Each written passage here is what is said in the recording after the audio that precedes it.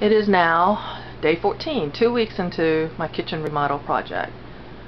All of these empty shelves I got done yesterday, and I'm amazed that it went so much faster doing it this way, and I'll show you what I mean. Originally, on this side, I did the vertical pieces. I would add the vertical pieces, then put the bottom and the permanent pieces in. On this side, this is one board. I installed this first, and then did the vertical pieces using pocket holes to attach the bottoms, and then pocket holes to the strips on the wall for support. Normally there's two for cabinets, but because this is 24 inches on center, I put a third one in the sort of in the middle, about a foot up, and those I can attach shelves to permanently. That one just is attached to the sides, it's not attached to the back, but this one's attached sides and to the back, so it's an additional support for the cabinetry as well as for the shelf itself. Oh, these are just in here drying.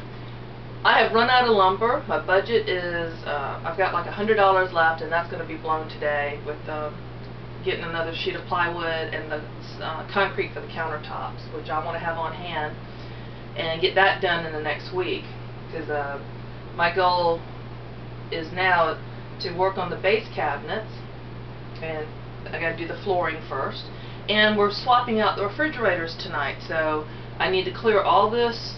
This island will move. It slides on the floor. I detached the screws when we first moved in and moved it out of the way, because it used to be parallel to the sink that was catty corner, and it was just a horrible flow. So I moved it back, and that's pretty much where the peninsula will be.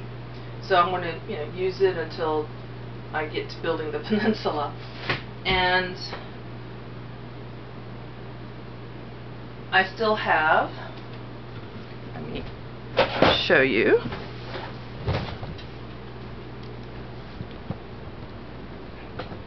I still have more to paint. Those are the last 4 shelves, and that piece that's leaning against the wall is going to be my baseboard behind my refrigerator, so I need to get that painted and dried before we do the refrigerator tonight. And I'm going to go ahead and load up the shelves. I'm going to put the stuff in here pretty much as I had it in the former cabinet. My son, he was a great help. We were done by 11 o'clock Thursday morning, getting all that stuff moved out and into the back room, and it looks really good back there. And I have room.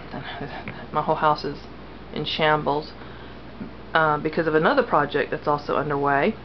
But I got some more of those cabinets in the living room, and I want to put them all together in the back room, and they will be our additional food pantry storage. And my husband, the reason there's clothes on a rack over there, is our spare bedroom closet. He's going to convert for his cabinetry for the solar power batteries and inverters and all this other stuff that I don't quite understand. So I'm about a little over $800 into this project. That's including today's trip of $100, and I'll probably end up spending around $1,000, and he's going to spend 10 times that much on the solar panel project. But it's great because I got all these tools that he can use, which won't be coming out of his budget, but hopefully with taxes we'll get a little bit more than 50% back on that we can turn around and put back into the project or into finishing up the kitchen, because I still hadn't done the doors. Oops. I hadn't done the doors on the base cabinet yet, and that's on the agenda for today or tomorrow, to get the doors in and then start working around, because I still haven't quite figured out. I got it kind of worked out in my mind how the doors are going to line up in the corner so that they don't get in each other's ways when I open, because they're both going to open against that corner. but it's been a very good learning process. Oh, and the bottoms of the cabinets, let me show you the difference. See, this is one 8-foot long piece of 1 by 12, well actually 3/4 and 11 1/4 inch shelving board, and that's one solid piece. The corner piece, you know, there's no way around it. You have to, that was the starting point of my cabinetry for the wall here, and I think I will put another shelf up there when I have enough lumber, just to utilize that space. And these, you know, I put using the French cleats,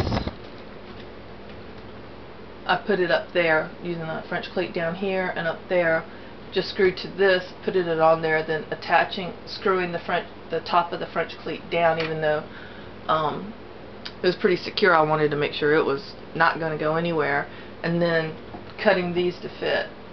And that's the way I did this side. But when I do the doors are going to be on another strip, 3/4 inch strip, 1 inch tall. That's going to sit out here, and because the ceiling here is not straight, it has an incline. I think it's approximately 15 degrees. So I am going to play with the tops and make it level and cut out a piece at a 15-degree angle to fit the tops for the top of the doors. But since the doors are not going to happen for a while, I'm not rushing on that part. And when I put the 1 inch strip down around here, you won't be able to tell that these two were done differently unless I tell you or you watch the video. And that's just a temporary, very, very warped piece of plywood that I'm not gonna use, because it's just too bad a shape. It's just sat there on the concrete outside in the shed for too long. But it's just serving a purpose now, just keeping things off the table. And my husband said he likes being able to see everything, which is great, but I don't like it. For now, I'm still playing around. You know, the bread machine is hanging over. I don't have a place for my electric pressure cooker. And those are things I'm working out. And I don't have the money for my appliance lift. I'm gonna have to wait and just get my Christmas. I always get money from my mom for Christmas, so do that then. But the cabinets and the countertops will be here. The doors, at least for this one, I have enough to do at least 4 doors, I think. And those are pieces, the drawer fronts, and they're not the same size. One's like almost an inch bigger than the other. And I don't know how I messed up, and these plywood sheets aren't exactly straight either, so I can't blame it all on that. That's a big difference. And I am going to do my best to line up like going straight down on this. So even if it isn't exactly 18 inches from this bottom point, from here to wherever this falls, even if it's not exactly 18 inches, I'm going to try to work with that, because that visually I want it to line up, even if it's not exactly the dimensions I want it to have.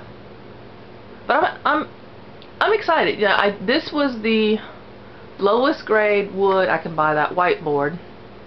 Not the boards like this one right here. The bottom board had a little warp to it, so if you look at the back, if you can see the trim support, the cleat in the back, there's less of it showing over here than there are on the ends. So each board, the verticals, I made sure that they were the right sizes, and they're a little bit on the short side there because of that bowing that it did, and having to work with everything.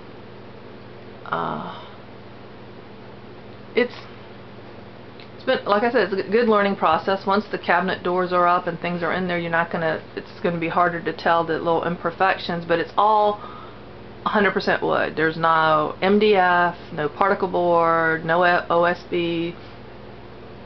It's